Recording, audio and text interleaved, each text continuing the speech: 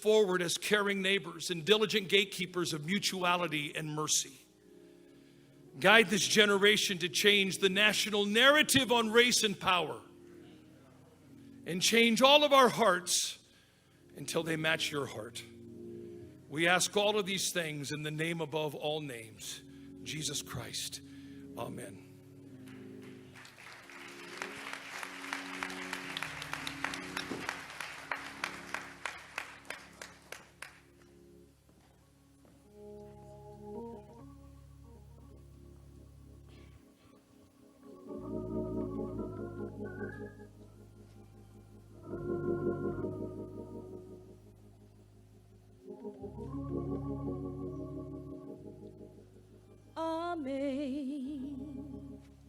Amazing grace, how sweet the sound that saved a wretch like me. I once was lost, but now I'm found. Was blind, but now I see. 'Twas grace that taught my heart to fear, and grace my fears relieve.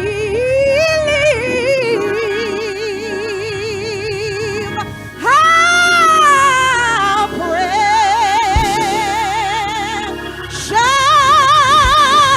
is that grace appear.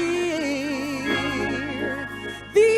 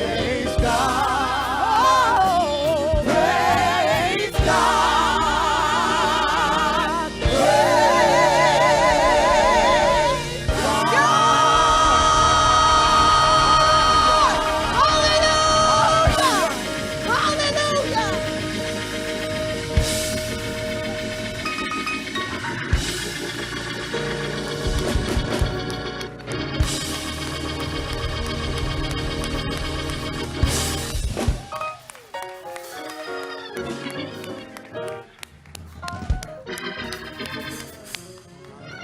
you to Tawana. Wonderful, wonderful, wonderful, wonderful. Yes, yes. Thank you, thank you, thank you. We're going to have the opportunity now to hear in just a moment from loved ones, friends, and family of George Floyd. But before that, I would like to welcome to the podium Attorney Benjamin Krupp for his remarks. Would you please welcome him? Thank you.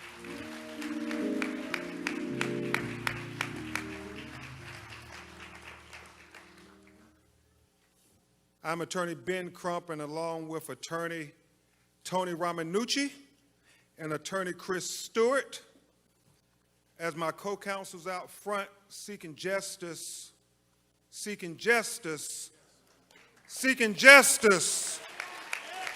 the family of George Floyd,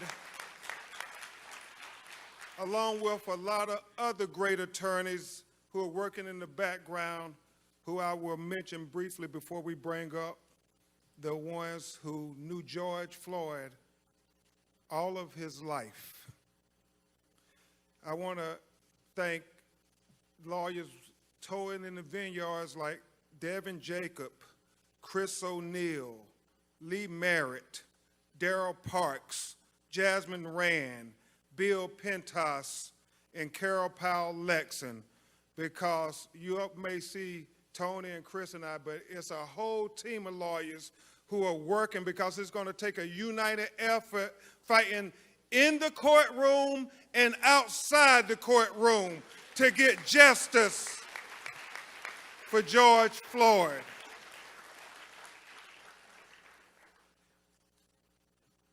I would tell you all that because of the coronavirus pandemic, we have to stay on a strict schedule, and we all have to do this social distancing. But I want to just put it on the record, Reverend Al, that it was not the coronavirus pandemic that killed George Floyd.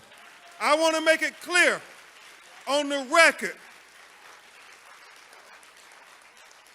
Will Packard, it was that other pandemic that we're far too familiar with in America, that pandemic of racism and discrimination that killed George Floyd.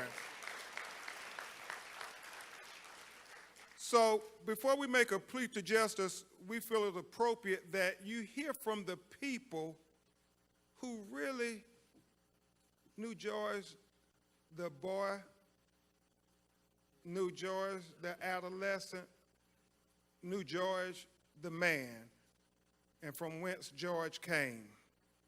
So I would ask that his brother Polonus Floyd, his brother Rodney Floyd, his cousin Sharita Tate, his nephew Brandon Williams, please come to the stage, and I would ask Attorney Tony Ramanucci and Attorney Chris Stewart to come and stand with me behind them as united they tell the world why we should celebrate the life of George Floyd.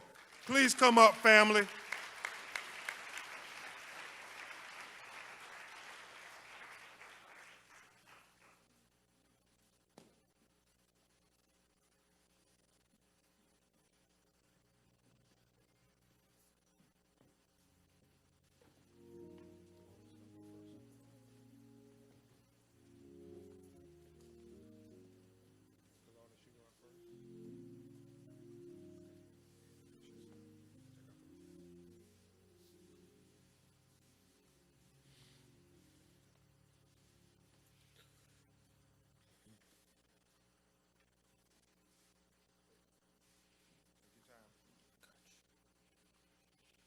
Well, how y'all doing first? My name is Polonus Floyd, brother of George Floyd.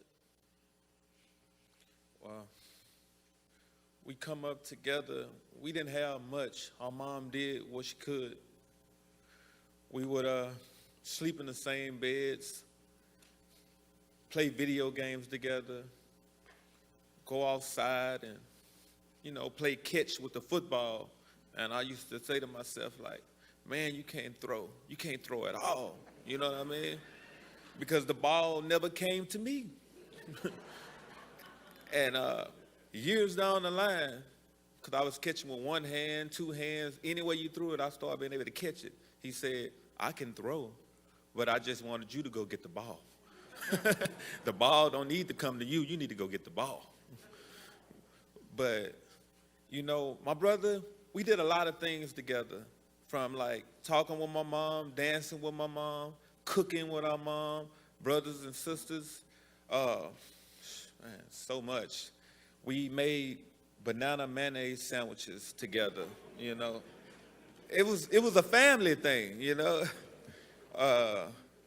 Every day, we know when we come in the house, our mom was going to have a huge plate of food separate from each other, and we would sit there and argue with each other who plate it was, and I'm like in 10 or 11, I'm talking about the plate with 6 pieces of chicken is mine, and he way bigger than me. You know what I mean? He's huge.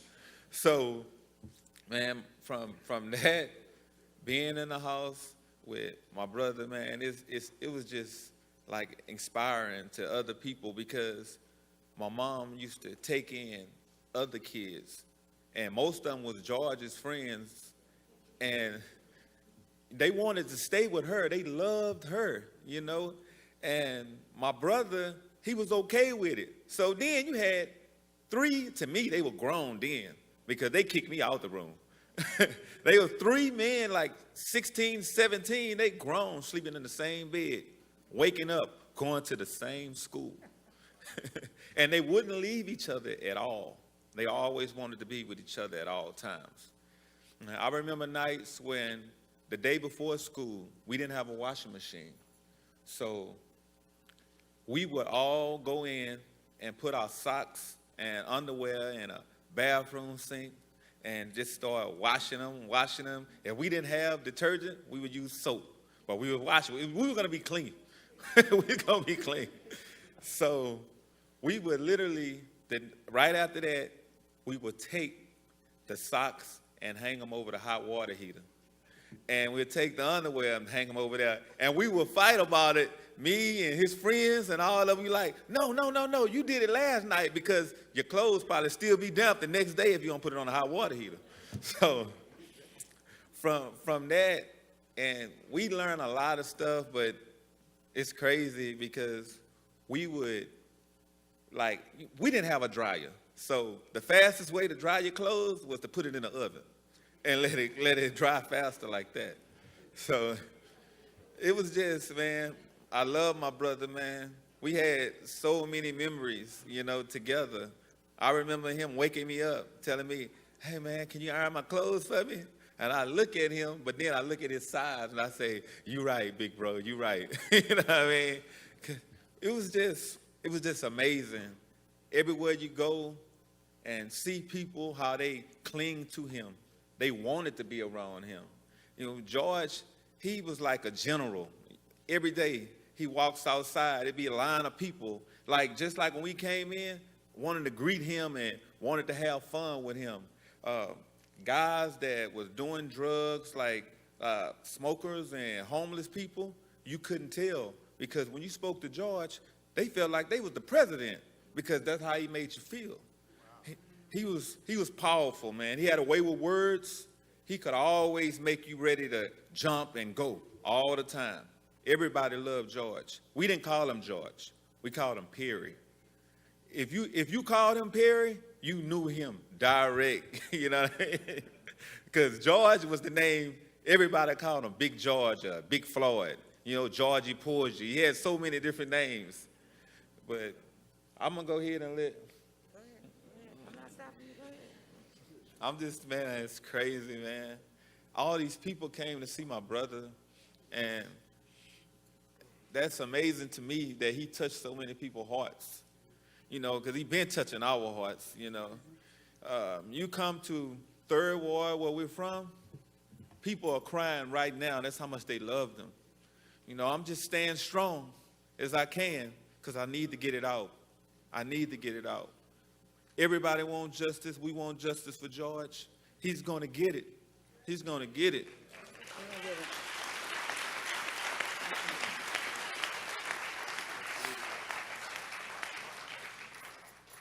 Good afternoon, everyone.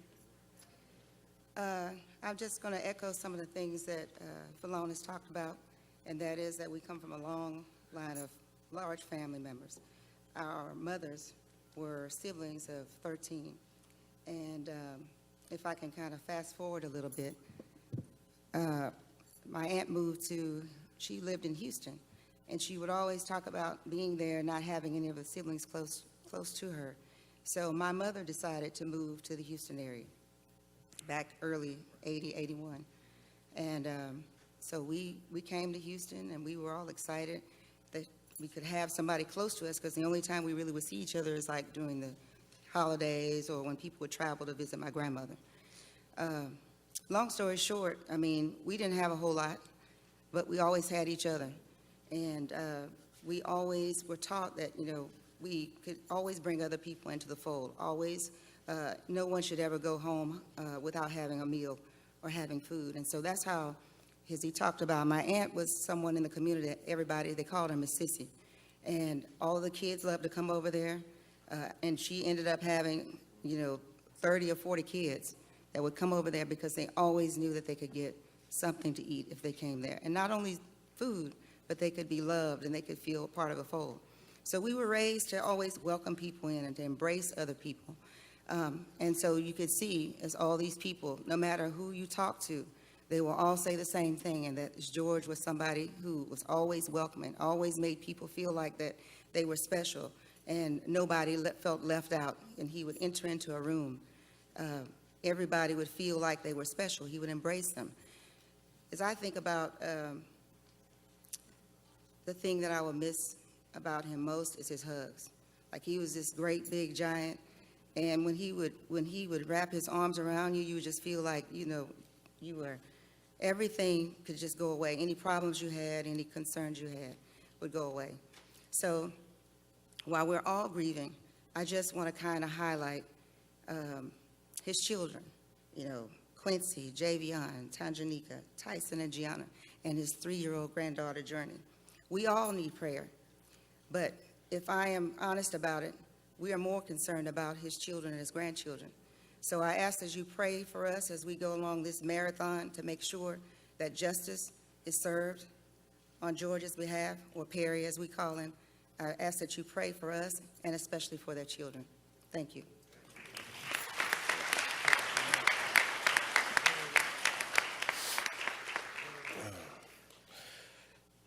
How y'all doing?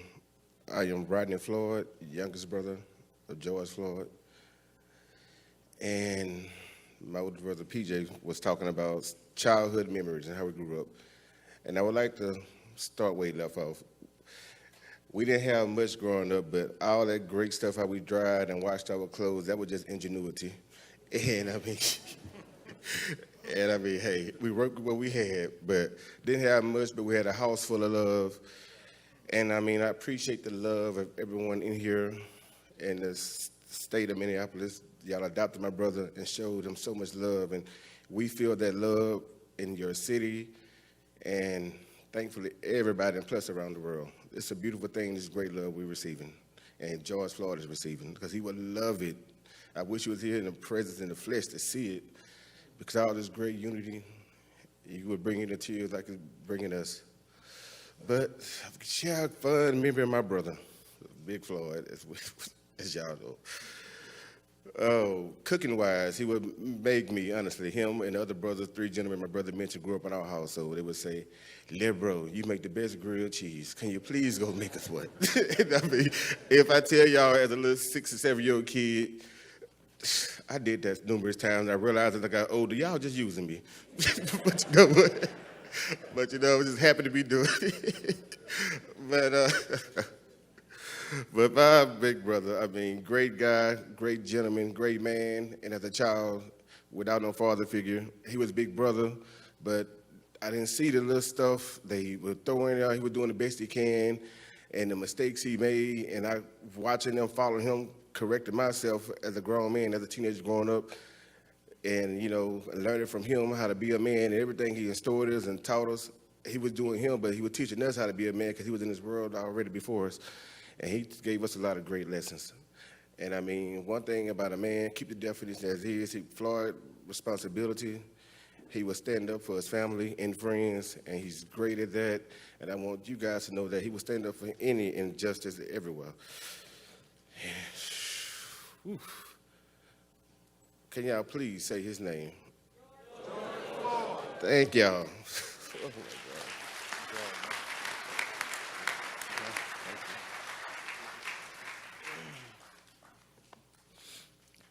I'm Brandon Williams. I'm George's nephew. I call him Perry. You know, we happen to share the same middle name for some reason. My mama wanted to name all of us after some of her siblings, and coincidentally, I ended up with George. Growing up, I mean, I'm a lot younger than them, but my grandmother raised me. I didn't have a father figure present in my life, so I grew up in the same house with them. And, you know, my uncles were more of a father figure in my life. And with Perry being the alpha male, you know, I gravitated to him. Coming up, I played sports. He did. You know, that kind of connected us and brought us real close. I'm trying not to be sad. This is a lot harder than I thought it would be. I just remember all. I just remember just all of the memories, man. So more than anything, I just want to say thank you to him just for being there, just being a real, genuine person, just being loving and caring and somebody I can count on no matter what. We didn't have much, but coming up, my grandmother tried her best, and wherever she selected, he picked it up for me. He made sure I had sneakers and clothes and a lot of stuff like that, and I appreciate that. I'm going to end it with a funny story about he was the biggest LeBron James fan. And I remember, I don't know if you guys are familiar with the NBA, but when the Cavaliers, they came back on the Golden State Warriors in the finals, and I remember the very first phone call, and I told him, Unc, man, you too happy. You sound like you won a championship. And we laughed about it, and, you know, he said, man, you know how I feel about LeBron. I did win a championship. So, and every time we would talk, you know, I asked him, like, hey, how you doing, man? You good? And he said, I feel like I won a championship. And that kind of stuck. It was just this inside thing we had. So I know with him being the strong person he was and seeing everybody come together and just rally around him and extend all of the love and support to our family. And, man, we thankful and grateful. And I know more than anything, with everybody grieving and hurting, he would want us to feel like we won a championship. So I'll end on that note. Thank y'all.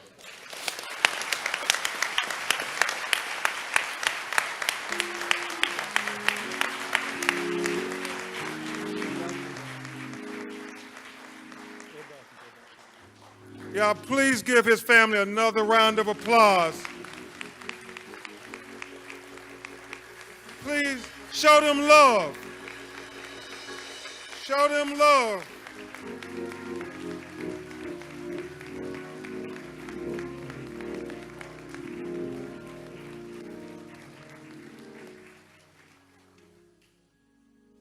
Thank you all so much for bearing your hearts. If we learned one thing, the Floyd boys like to eat.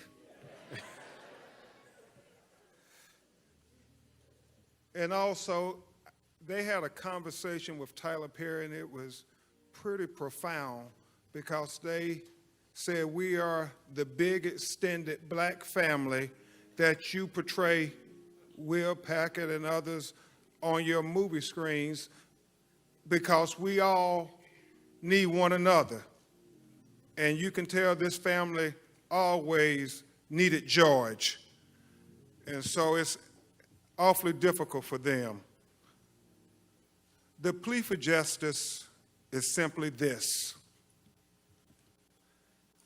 Dr. Martin Luther King said, he who passively accepts evil is as much involved in it as he who helps to perpetrate it. He who accepts evil without protesting against it is really like cooperating with it. You know, T.I., on that video, what we saw was torture. Reverend Jackson, what we saw in that video was inhumane. Martin III, what we saw in that video was evil. And so, America, we proclaim as we memorialize George Floyd, do not cooperate with evil. Protest against evil. Join the young people in the streets protesting against the evil, the inhumane, the torture that they witnessed on that video. We cannot cooperate with evil. We cannot cooperate with injustice. We cannot cooperate with torture. Because George Floyd deserved better than that. We all deserve better than that. His family deserves better than that. His children deserve better than that.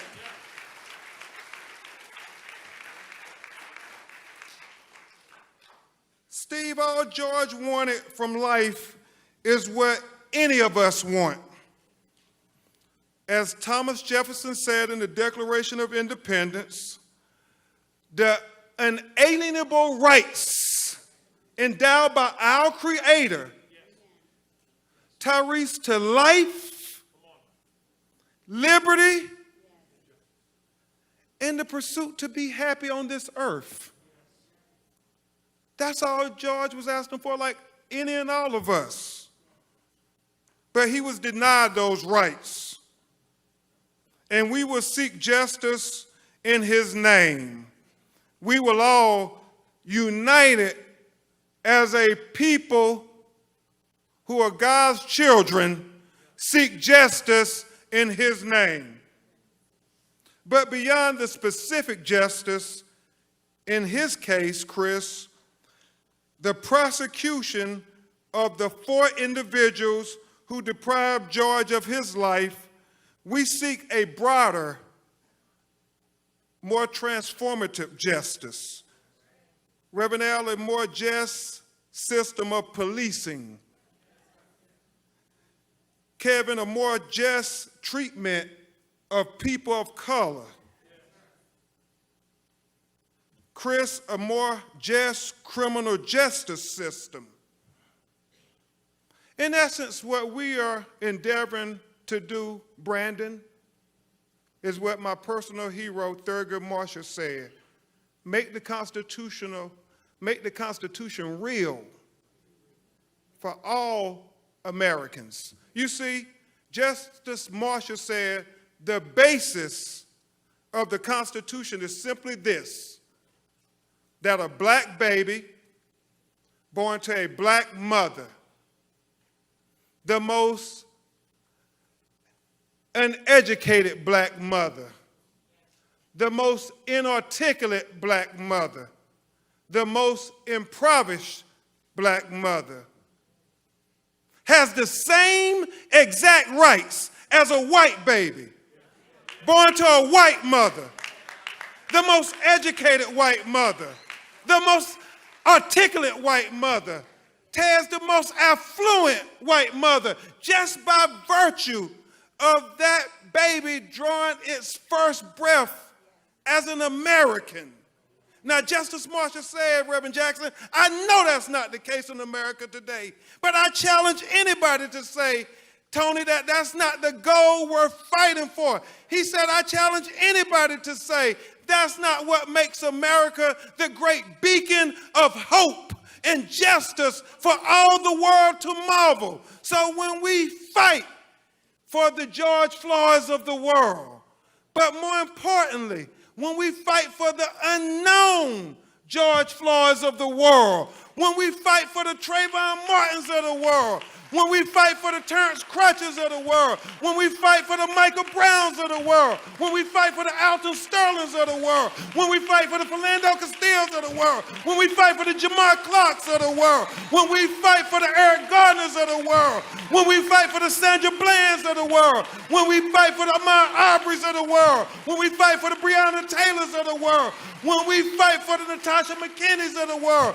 when we fight for the Stephon Clarks of the world, when we fight for the least of these, what we are really doing is helping America live up to its creed. What we're really doing is helping America be the great beacon of hope and justice for all the world to marvel. But most importantly, brothers and sisters, what we are doing is helping America be America for all Americans.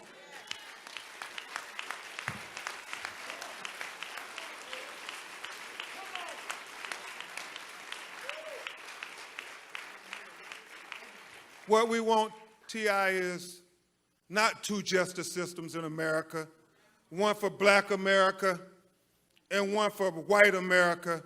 What we endeavor to achieve is equal justice for the United States of America, and George Floyd is the moment that gives us the best opportunity I have seen in a long time of reaching that high ideal that this country was founded on.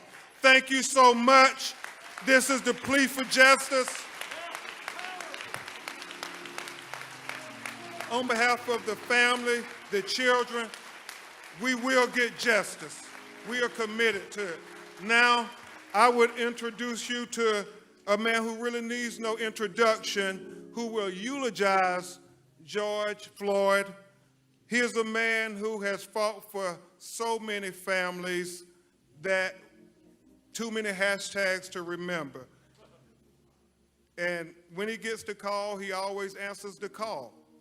Even when the cameras aren't around, even after the cameras are gone. Ask Eric Gardner's family. Ask Stephon Clark's family. Ask any of these families. The cameras have long gone, Tony, but Reverend Al continues to answer the bell when our people call. He is a leader that you see on TV commentating about our experiences, but more importantly, he is a leader who has lived our experiences. And because he has lived those experiences, that's what makes him so effective in commentating on MSNBC about our experiences.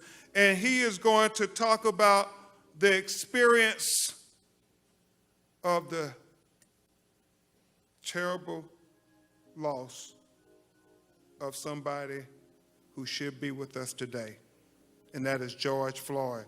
Please give a great round of applause for the Reverend Al Sharpton.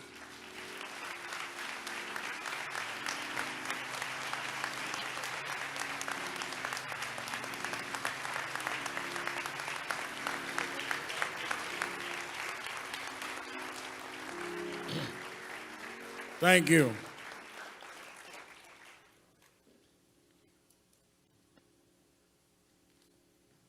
I want us to not sit here and act like we had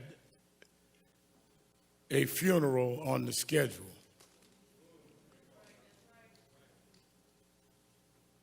George Floyd should not be among the deceased.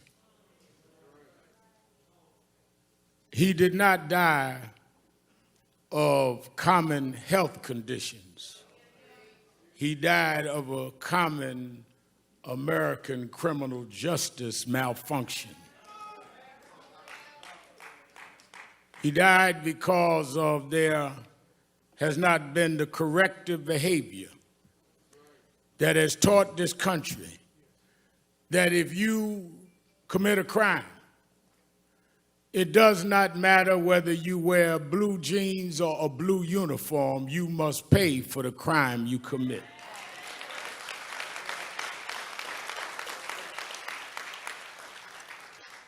So it is not a normal funeral. It is not a normal circumstance, but it's too common, and we need to deal with it. Let me ask those of you that in the traditions of eulogies need a scriptural reference, go to Ecclesiastes 3rd chapter. First verse says, to everything there is a time and a purpose and season under the heavens. I'm going to leave it there. I saw somebody standing in front of a church the other day had been boarded up as a result of violence, held the Bible in his hand. I've been preaching since I was a little boy. I never seen anyone hold a Bible like that, but I'll leave that alone.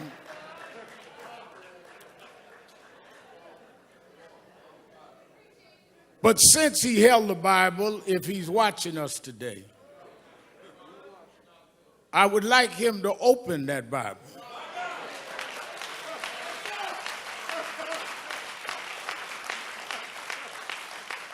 And I'd like him to read Ecclesiastes 3. To every season, there's a time and a purpose. And I think that it is our job to let the world know when we see what is going on in the streets of this country and in Europe, around the world, that you need to know what time it is. First of all, we cannot use Bibles as a prop. And for those that have agendas that are not about justice, this family will not let you use George as a prop.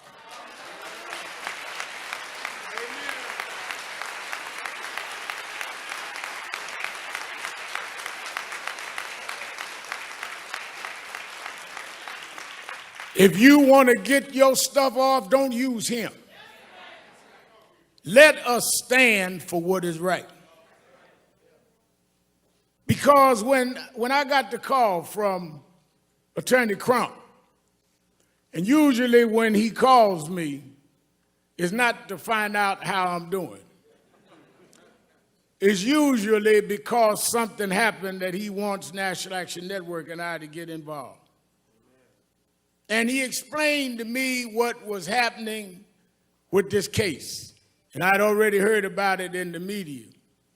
And immediately I said, well, let me know what you want me to do. He said, whatever you need to do. One of the things, Martin, that I've always had to deal with is critics would say, all Al Sharpton wants is publicity. Well, that's exactly what I want. Because nobody calls me to keep a secret. People call me to blow up issues that nobody else will deal with. I'm the blow up man, and I don't apologize for that. Because you get away too much with hiding things. Honey has talked about y'all putting clothes in the oven to have your clothes dried. Well, I didn't grow up in the third world, but I grew up in Third Ward. I grew up in Brownsville, and we had roaches. Now, I know Kevin Hart and some of the rich Hollywood folk here don't know what roaches are, but we had roaches, ludicrous. And one thing I found out about roaches is that if you keep the light off, if you're in the dark, a roach will pull up to your dinner table and have a 5-course meal.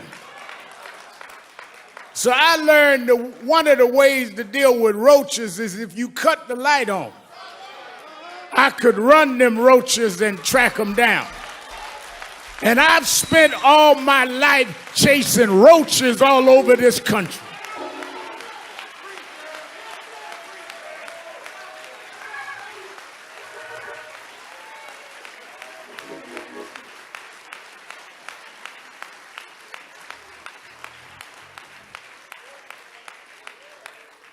As soon as I talked to the family and got the details and heard that among George's last words was, "I can't breathe," with a knee on his neck, I immediately thought about Eric Gardner. I did the eulogy at his funeral. And I called his mother. And I said, "I know we are not going out because of the coronavirus. But this is so much like Eric. If we could arrange some private way to go to Minneapolis, would you go?" And she said, "Rem Al, I'm already packing. Let me know." Tyler Perry said, "I'll give the families, the plane, whatever y'all need, because this is wrong." Robert Smith said, "Don't worry about the funeral costs." People across economic and racial lines started calling and getting in. And we flew out here, her and I, last Thursday. And when I stood at that spot, the reason it got to me is George Floyd's story has been the story of black folks. Because ever since 401 years ago, the reason we could never be who we wanted and dreamed to be in is you kept your knee on our neck.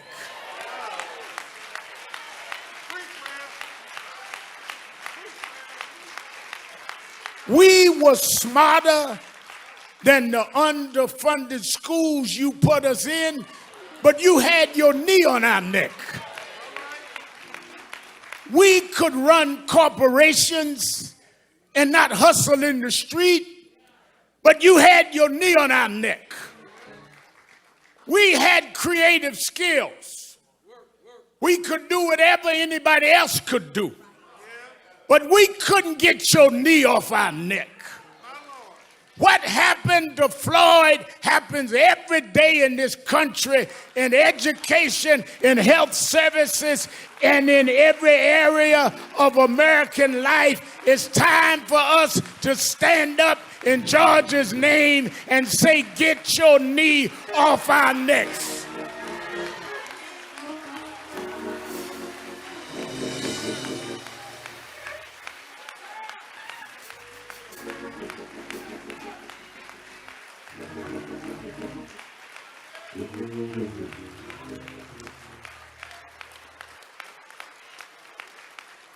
That's the problem, no matter who you are. We thought maybe we had a complex, T.I., maybe it was just us. But even blacks that were broke through, you kept your knee on that neck. Michael Jordan won all of these championships, and you kept digging for mess because you got to put a knee on our neck. White housewives would run home to see a black woman on TV named Oprah Winfrey, and you mess with her because you just can't take your knee off our neck.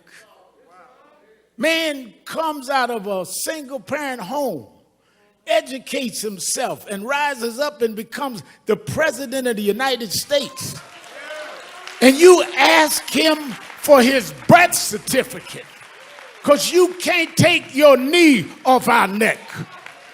The reason why we're marching all over the world is we were like George. We couldn't breathe, not because there was something wrong with our lungs, but you wouldn't take your knee off our neck.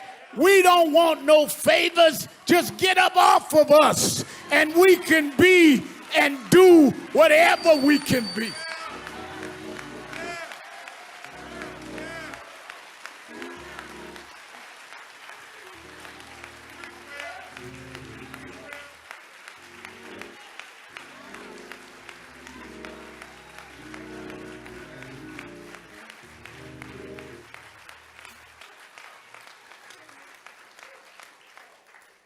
There have been protests all over the world. Some have looted and done other things. And none of us in this family condones looting or violence. But the thing I want us to be real cognizant of is there's a difference between those calling for peace and those calling for quiet.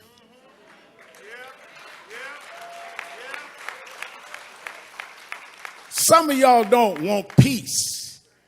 You just want quiet. You just want us to shut up and suffer in silence. The overwhelming majority of the people marching wasn't breaking windows. They were trying to break barriers. They wasn't trying to steal nothing. They were trying to get back the justice you stole from us. Those that broke the law should pay for whatever law they broke, but so should the 4 policemen that caused this funeral today. We don't have a problem denouncing violence, Mr. Governor. We don't have a problem, Mr. Mayor, denouncing looting. But it seems like some in the criminal justice system have a problem looking at a tape and knowing there's probable cause, and it takes a long time for you to go and do what you see that you need to do.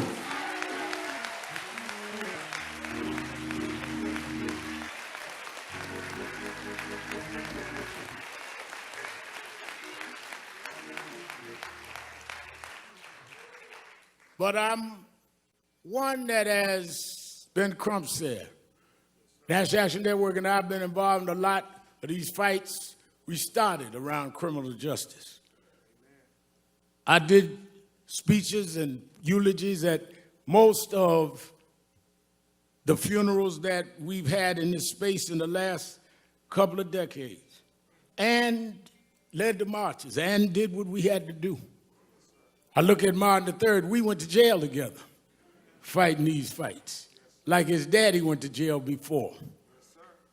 But I'm more hopeful today than ever.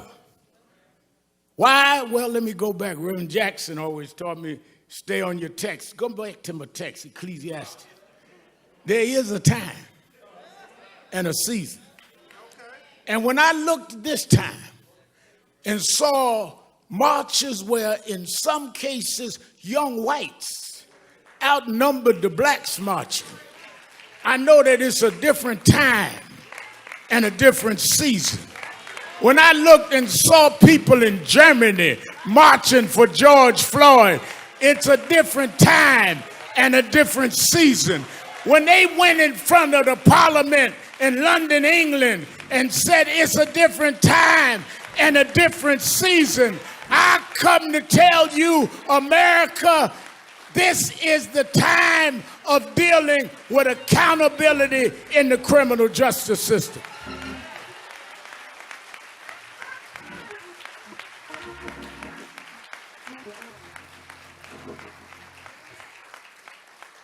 Stephen, years ago, I went to march. Now I remember a young white lady looked me right in the face and said, "Nigga, go home."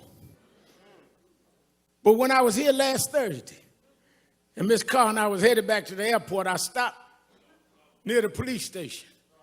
And as I was talking to a reporter, a young white girl, she didn't look no older than 11 years old. She tagged my suit jacket. And I looked around and I braced myself. And she looked at me and said, "No justice, no peace."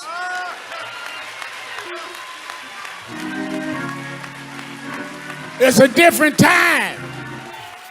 It's a different season. And if my Bible carrying guy out in front of that boarded up church, if I got him to open up the Bible, I want you to remember something. You know, I was late last October to an appointment because the time changed. And I was still, my watch was on the wrong time. You know, once a year, time goes forward. And if you don't, Congresswoman Omar, move your watch, you're going to find yourself an hour late, not because your watch was wrong, but you had your watch on the wrong time. Well, I come to tell you that are sitting in Washington, talking about militarizing the country, thinking that you can sell wolf tickets to people who's had enough of abuse. I come to tell you, you can get on the TV, but you on the wrong time. Time is out for not holding you accountable. Time is out for you making excuses. Time is out for you trying to stall. Time is out for empty words and empty promises. Time is out for you filibustering and trying to stall the arm of justice. This is the time. We won't stop. We're going to keep going until we change the whole system of justice.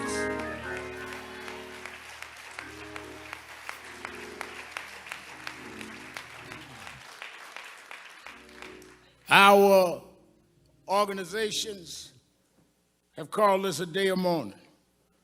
NAACP, National Urban League, Legal Defense Fund, Black Women's Roundtable, Lawyers Committee, all got together, said we're going to have a day of mourning. But then we're going to come out this day of mourning. Because as some of our experts, Cheryl Eiffel and others that know the legal field, have outlined a legal process that we must enforce, everything from residency to dealing with police backgrounds not being hidden. I talked to Governor Andrew Cuomo today in New York. He says we got to change 58 where the backgrounds are stopped of policemen. We need to know if they stop you, they find out everything you ever did. Why don't we know when policemen have a pattern?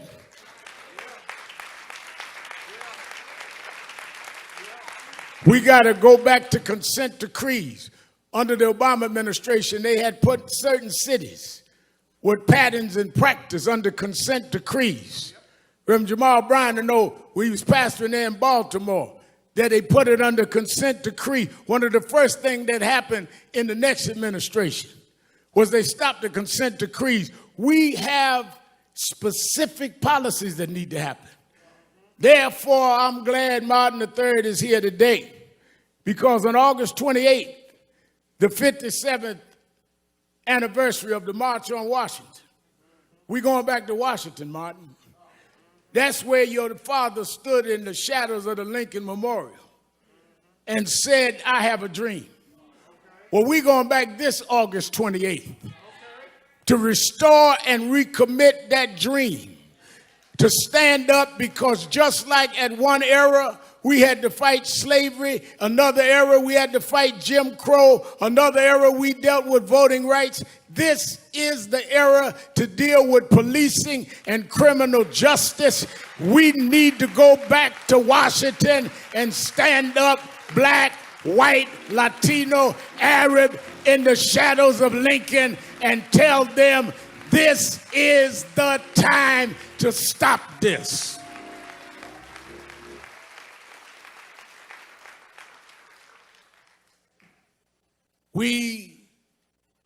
Martin and I talked about this. I've asked Reverend Bryant to get the faith leaders together. I talked Randy Weidengard about the labor leaders. Oh no, we're going to organize in the next couple of months in every region, not only for a march, but for a new process. And it's going to be led by the Floyd family. And it's going to be led by the Garner family. And it's going to be led by those families that have suffered this and knows the pain and knows what it is to be neglected. And it's going to be getting us ready to vote not just for who's going to be in the White House, but the State House and the city councils that allow these policing measures to go unquestioned. We are going to change the time. Let me say this to the family who has shown such great grace and real level and balanced thinking. And that's why I want them to help lead this. And think one of the greatest thinkers of our time, Dr. Michael Eric Dyson. I've asked come and speak. We need to break down, because y'all don't know what time it is. Y'all are operating like it's yesterday. And the reason y'all late catching up to what these protests means is because you didn't turn your clock forward. Talking about make America great. Great for who and great when? We gonna make America great for everybody for the first time.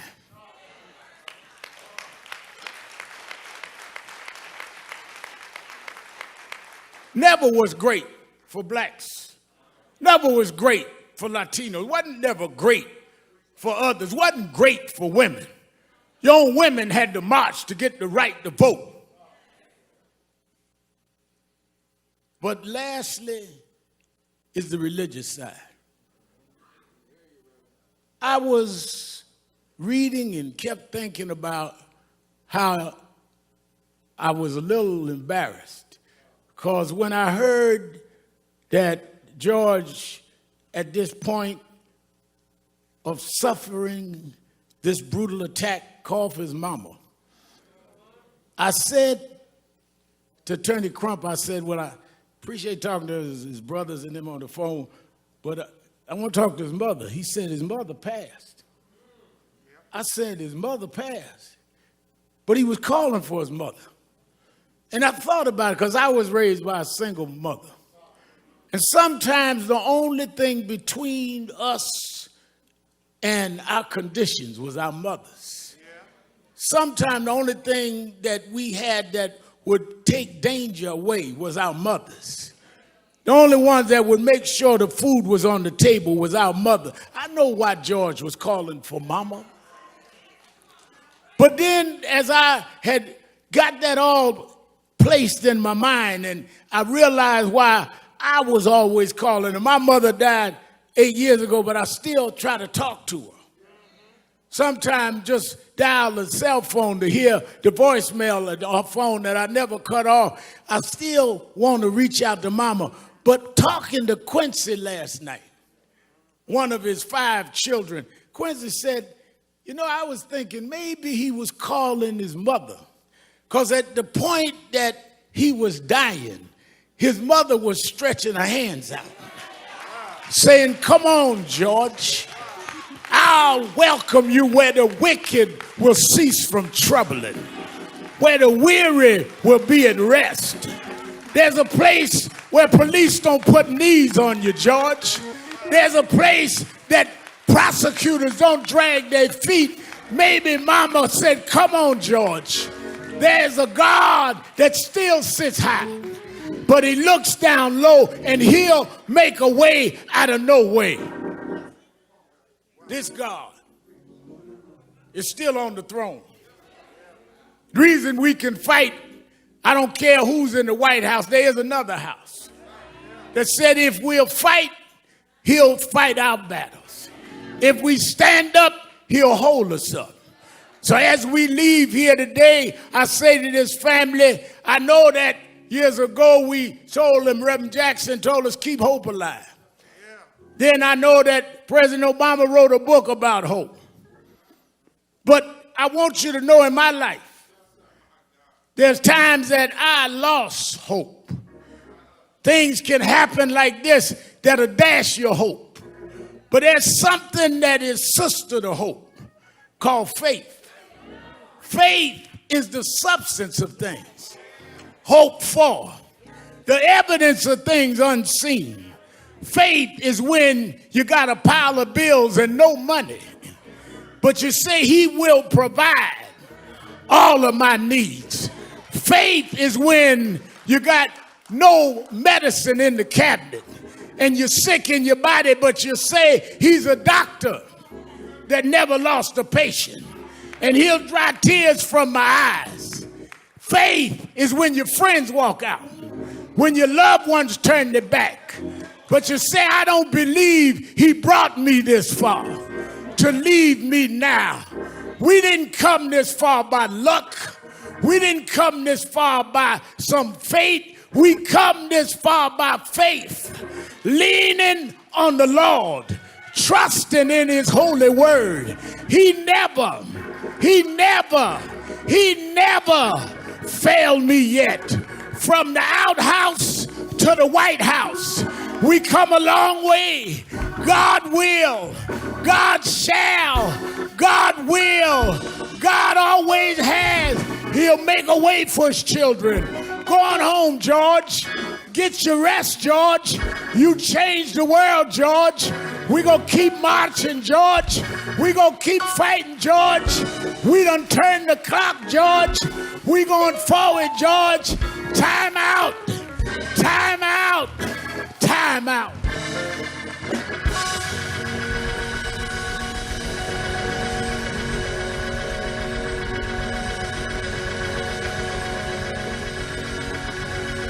Hezekiah Walker. We ask gospel great Hezekiah Walker sing a song for the family. After which, Derek Johnson of the NAACP asked me, Attorney Crump, we're going to stand for 8 minutes and 46 seconds. Though that was the time that George was on the ground. And we want you all over the world to stand with us for 8 minutes and 46 seconds and make that commitment for justice in the name of George. I want to thank the members of the Congressional Black Caucus for being with us. Won't you stand?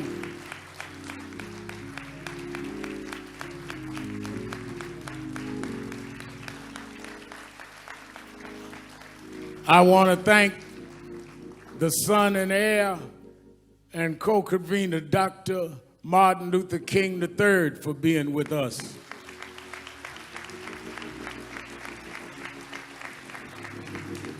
I want to thank the mayor and the governor and their brides for being with the family. Senator Amy Klobuchar of the state of Minnesota. I want to thank my mentor and one who's fought this fight for more than a half a century. Reverend Jesse Lewis Jackson is with us. And his spokesman for Rainbow Push, Jonathan Luther Jackson. I want to thank from the entertainment world, Kevin Hart. He told me don't mention he's here, so don't clap. Stand up, Kevin. We joke each other. Brother Beloved, stand up, brother. Brother Ludacris.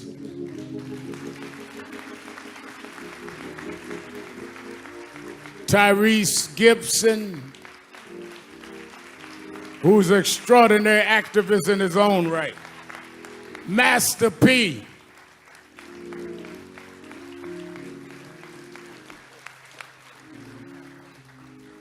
The one and only, the creative genius, Will Packard, is with us today.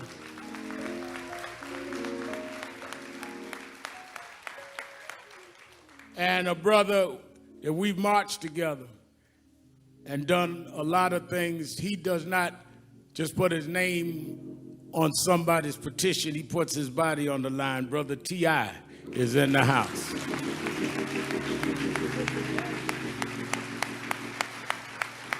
I want this brother's one of the greatest gospel singers alive. Is Tiffany here? Oh, wait a minute. I didn't want to announce and say I embarrassed her. Let me tell you something. One of the most popular, outstanding artists that is also committed. I've read her interview. She think I'm old and don't read stuff, but I do. And she's been committed and saying the right things, and she wanted to be here today. And I was so busy joking with Kevin, I didn't even look at her. Let us welcome our sister beloved, Sister Tiffany Haddish is in the house.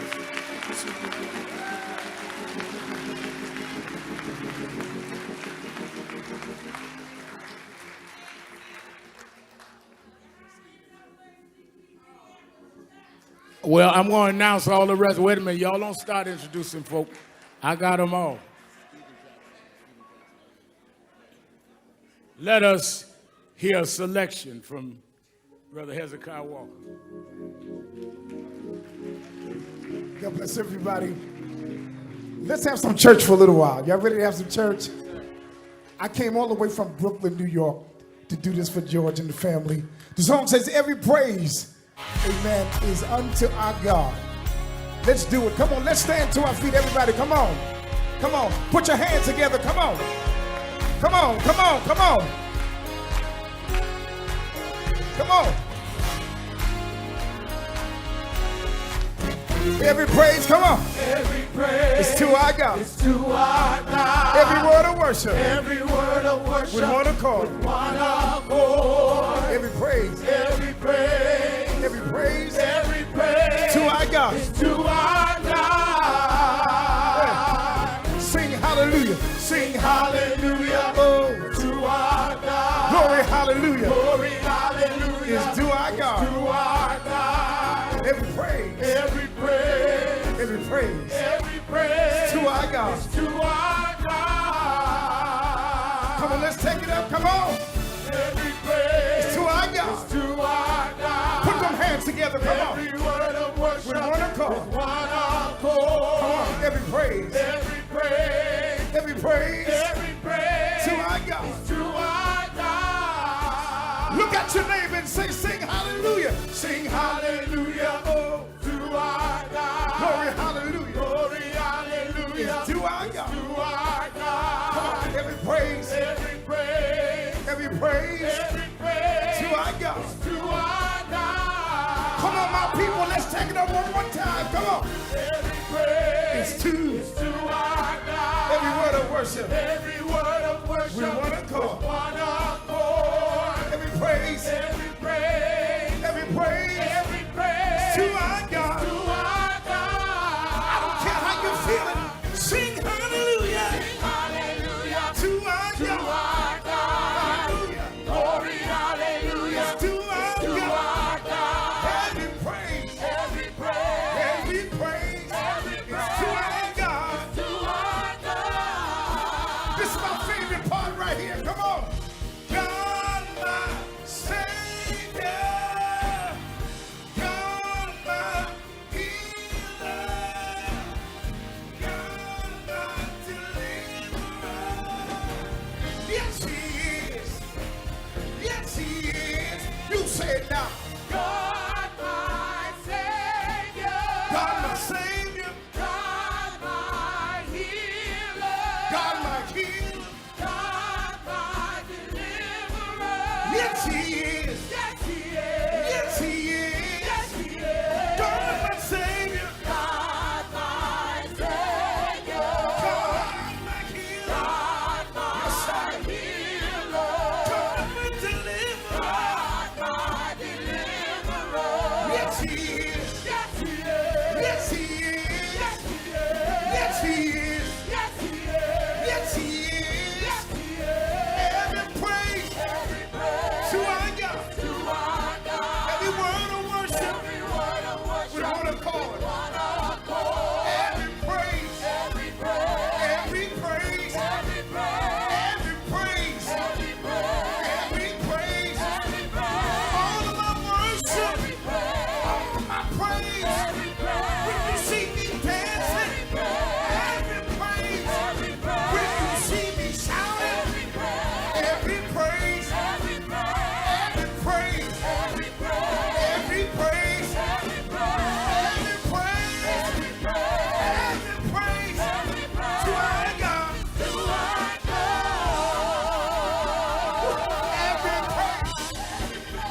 Every praise. Every praise. To our God. To our God.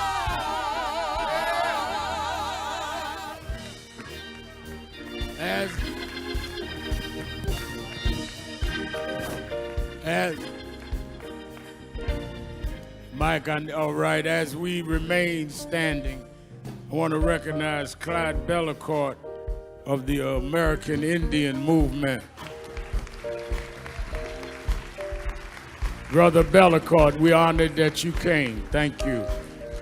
And let me say, they recognize someone yelled out the state chair of the NAACP and many of Black Lives Matter, many of the grassroots organizations that have been doing the protests on the ground in Minneapolis and around the country. Movements are about everybody. We don't exclude anybody. Those young folks, some of them organic, some organized on their own, some NAACP, some Urban League, some National Action Network. We need everybody. This is not a competition. This is a movement. And we need to stop our competing and start fighting the real enemy. Thank you for doing what y'all are doing. When I got here, they were marching, and they kept marching. They didn't need nobody to come organize something. They organized, and we're going to stay organized. And I really thank them for their work. We want to pause for 8 minutes and 46 seconds. I want you, because of the pandemic, I'm not going to ask you to take hands, but I want you to stand next to someone with the right distance. The amazing thing about this movement, people say they never seen marches all over the country. Well, we've had that, but we never had it in a pandemic. The reason I know this is a different time is people came out by the hundreds of thousands at risk of their own health to stand up. People that had been sheltered in broke out of shelter. First flight I took was to come here in many weeks. And maybe in God's own way, Martin, the fact we were sheltered means we couldn't watch sports, couldn't watch nothing. We had to keep watching that tape. Maybe because we had no distractions, that finally we are ready to deal with this.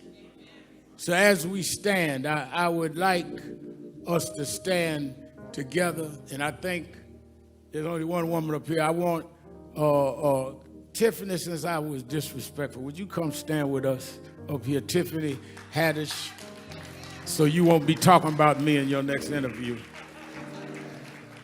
And I would like the mother of Eric Garner, who's mother of the one who originally died of police custody, saying, "I can't breathe," to stand with me and Ben Crump on stage. It's Gwen Carr. Let us stand. Somebody said, Reverend, 8 minutes is a long time. That minute was long enough for the police to understand what they were doing. That means it was long enough for one of them 3 cops to stop what was going on. That means it was long enough for whatever this officer had in mind for him to rethink. As you go through these long 8 minutes, think about what George was going through, laying there for those 8 minutes, begging for his life. Heard someone say, narrating his own death. We can't let this go. We can't keep living like this. Sam Jackson, is Sam still here? Steve Jackson, is he here? Steve, we won't recognize, I was recognizing everybody. We got to stop this here. And we got to, in this time, bring about a new season. Let us stand still. You that believe in faith, bow your heads, or whichever way you worship.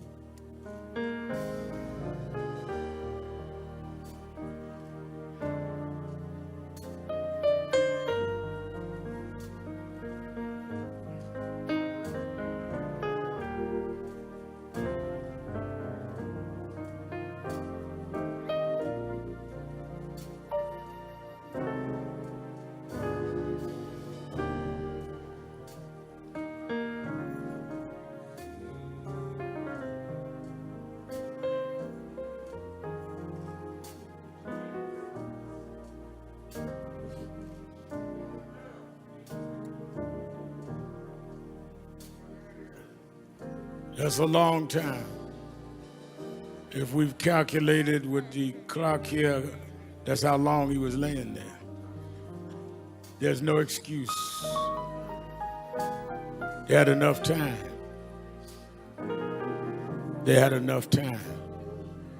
Now what will we do with the time we have? As we usher the family out, please let us take them out first. They have to prepare to go to North Carolina and then back to Houston, where we will do the final services.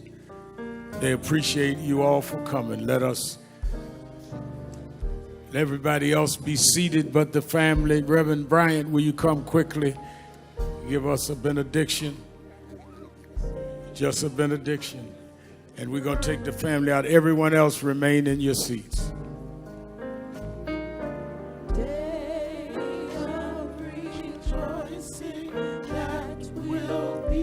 You'll remain where you are for the benediction. Good and gracious God, merciful Master, walk with us while we run this race. Speak to us as we lift our voice. Use our hands so that they do not become fists. Change our hearts so that our rage will shift to rehabilitation. Convict the country so it can finally be the land of the free and the home of the brave. We pray this prayer in the name of an innocent black man by the name of Jesus, who was killed by a government and still rose again. And with that power, we march on until victory is won.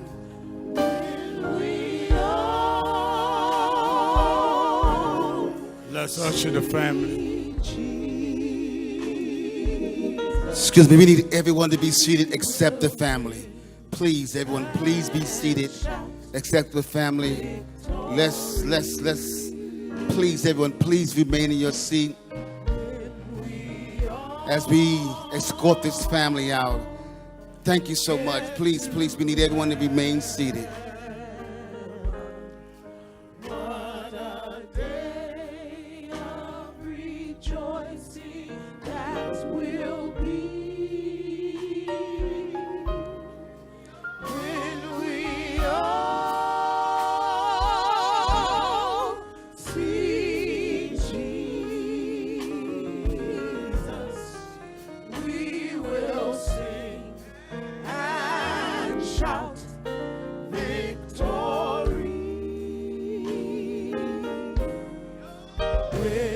Come on, can y'all please remain seated for a minute till we escort the family out? Please, let's escort this family out. Thank you so much for your cooperation. Thank you so much.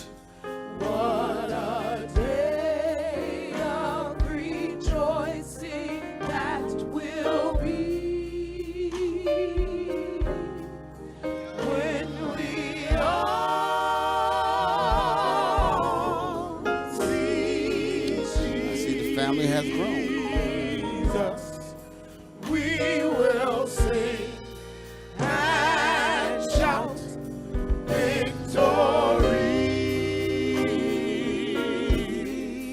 We will sing. Please, let's let the family leave, please. Can we please let the family exit the building? Thank you for respecting this family. Thank all those who respected the family. We will sing and shout victory. We will sing and shout victory. We will sing and shout victory. We will sing and shout victory. We will sing and shout victory. Thank you so much. God bless you all.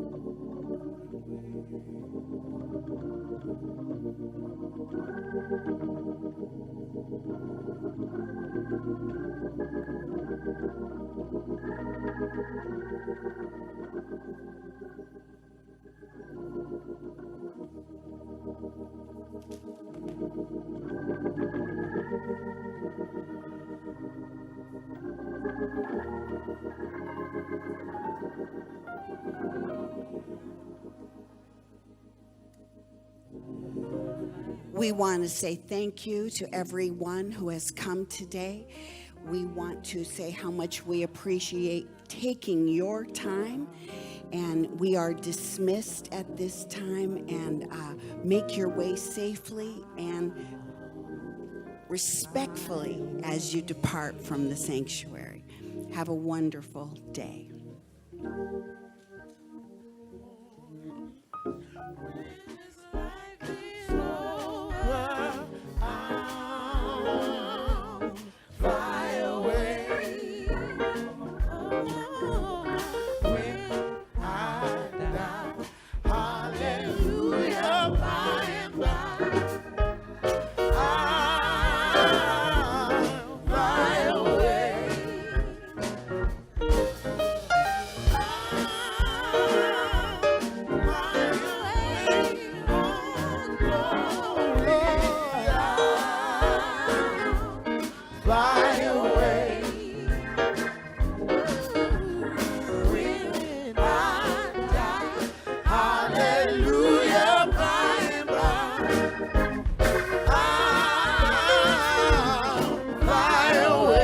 This time we're going to exit. Everyone move out into the lobby at this time. We're going to exit. You exit the sanctuary at this time, please.